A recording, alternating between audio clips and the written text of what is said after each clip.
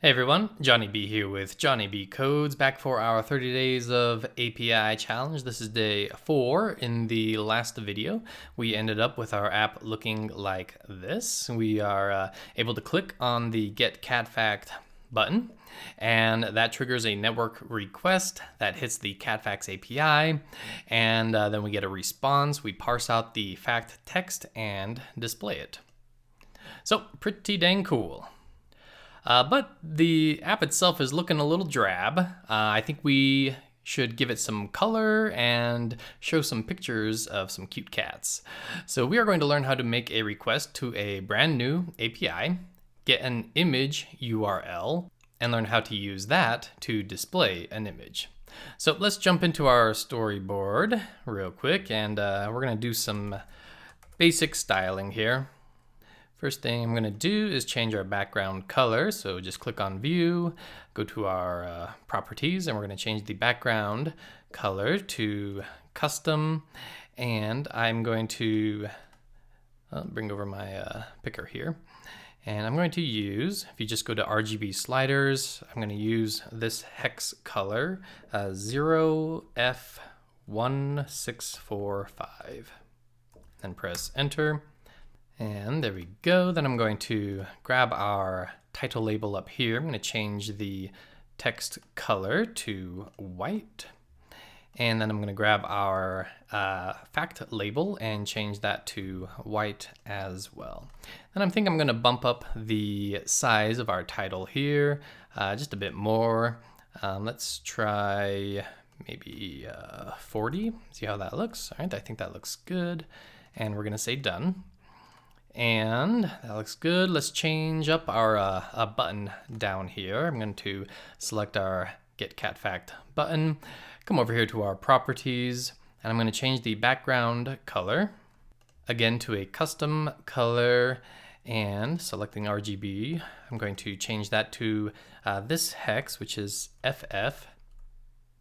FF9F9F, and that's just this nice pink color here. Close that, and I'm going to bump up the size of our text here. So I'm going to select our font here, bump that up to 17, and I'm going to change the style to bold. There we go.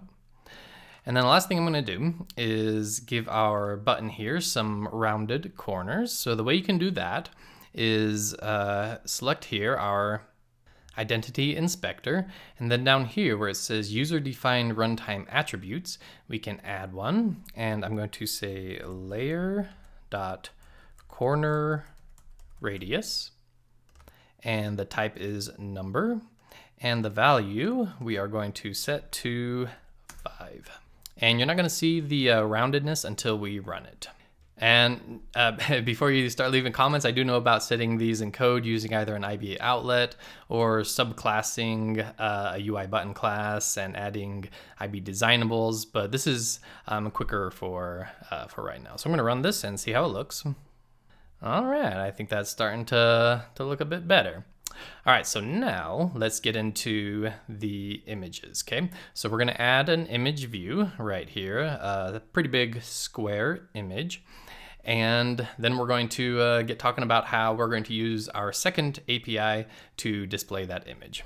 So back into our storyboard, click on our plus button here in the library and just search for UIImage. And we're going to drag that UIImage view right in here.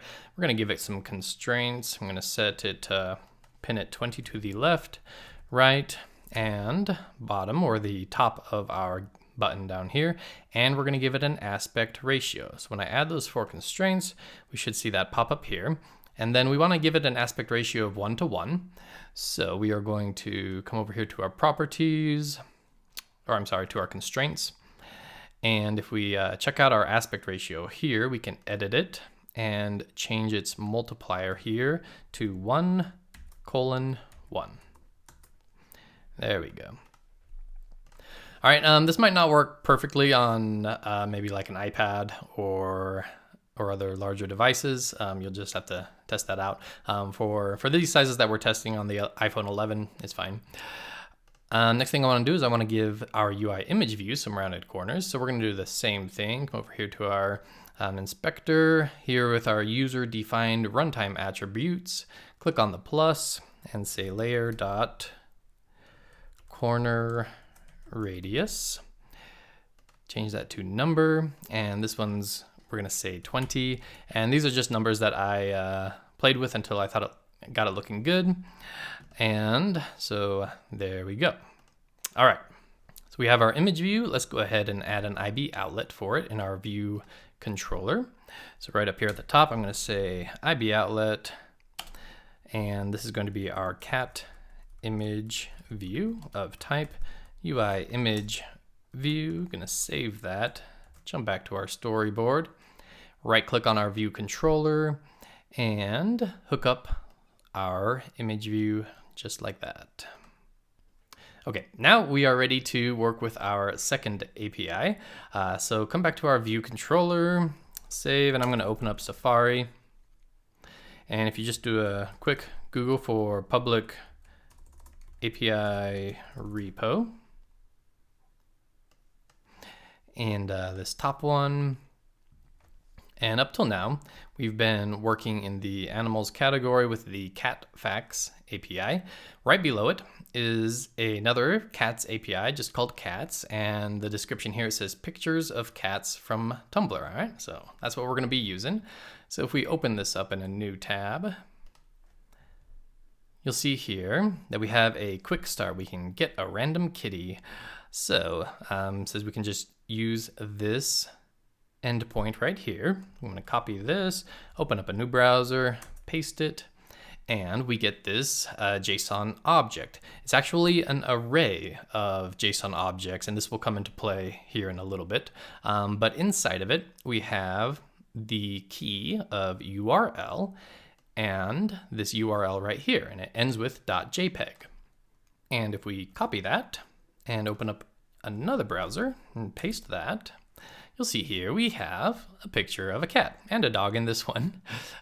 So what we need to do is create a new network request to get this JSON object, okay? So we know our URL. This is our endpoint that we're going to be using. So I'm going to copy that and come back into our Xcode project in the view controller. And I'm going to say let image base URL equal, and I'm going to paste that URL. And now that we have two URLs, base URLs, we're working with two different APIs. I'm going to go ahead and refactor this one because this one was just base URL, kind of generic. So I'm going to refactor this and say rename, and you can do that by right-clicking and say refactor, rename. And I'm going to rename this to be our fact base URL. There we go. So now that's renamed. So this right here, this isn't quite a base URL. This is the full endpoint.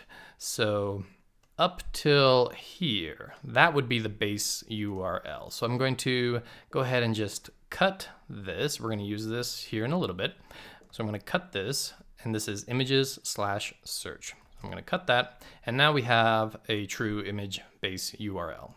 And now we are ready to create our function that is going to hit that endpoint and get back this response that we are expecting right here, okay? So last lesson, we made this request. We created a URL, made it into a URL object, used our URL session.sharedDataTask with URL, and then we made sure that we didn't have any errors.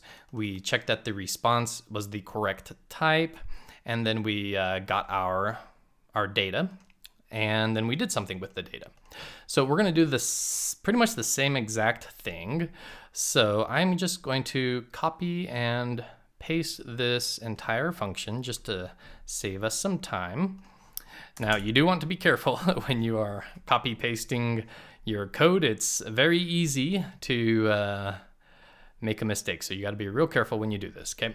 So we're going to start out renaming our request here. So I'm going to say, instead of make fact request, this is going to be called make, I'm going to say get cat image data. And now our image endpoint is going to be our image base URL. And we're going to append to that images/search. And that was what we got from here in the cat API, images/search. All right, and then we need to replace this one. So now we have a URL and we have our task. And now we're on target to be hitting our second cat's images API instead of the previous one. So we're going to handle an error. This is all the same as what we did last time. We're going to handle the error. We're going to check to make sure that our response type is correct and that we have a successful status code 200. And then we are going to make sure we definitely have data. And I'm going to get rid of these two print statements that we had. That was just demonstrating last lesson that we get an actual data type with bytes. And finally, we end up with our do, try, catch block here. So I'll go over this part a little bit more in depth again. So what we do is when we make a network request, we're getting back data. And what we can do is we can serialize that data into a JSON object, which is then cast to a foundation object, in which case we are doing a dictionary, key value pairs, and we're casting it like that.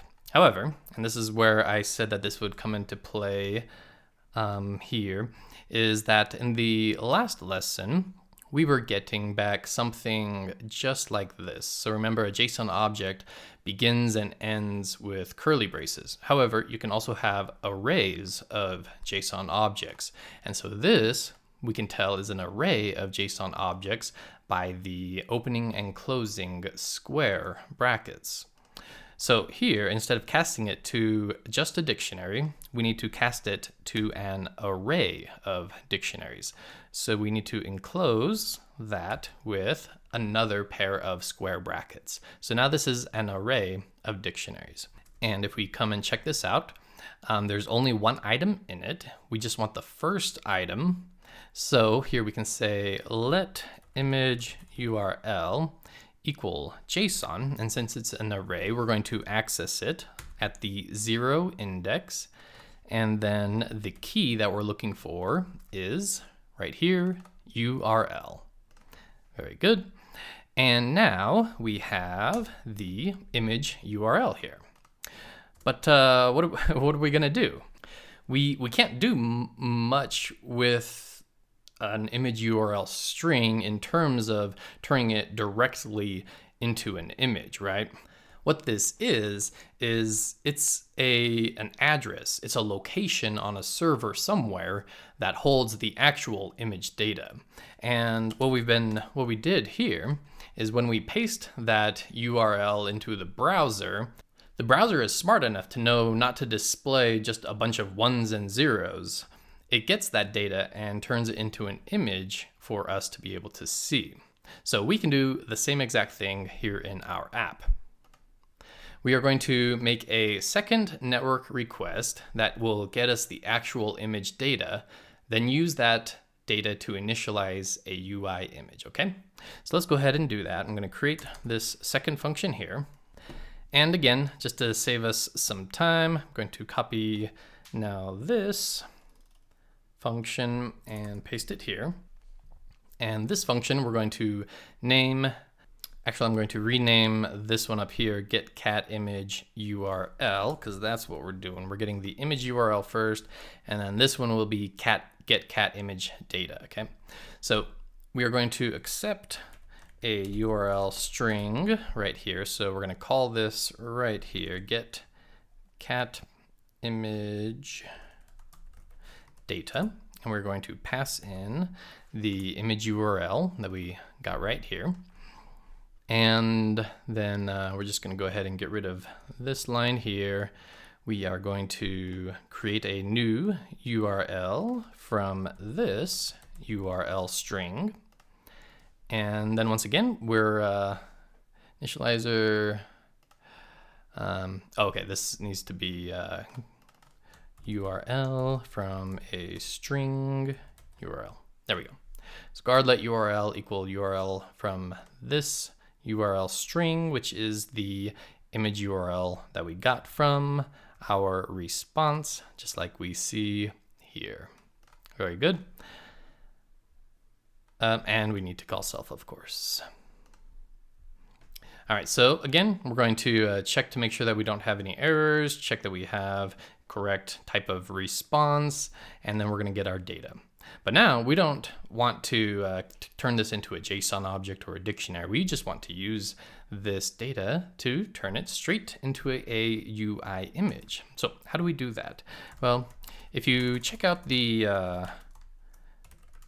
UIImage constructors, so if we say UIImage, you can see here we have CG image, coder, and right here we have data. So we can initialize and return an image object from data.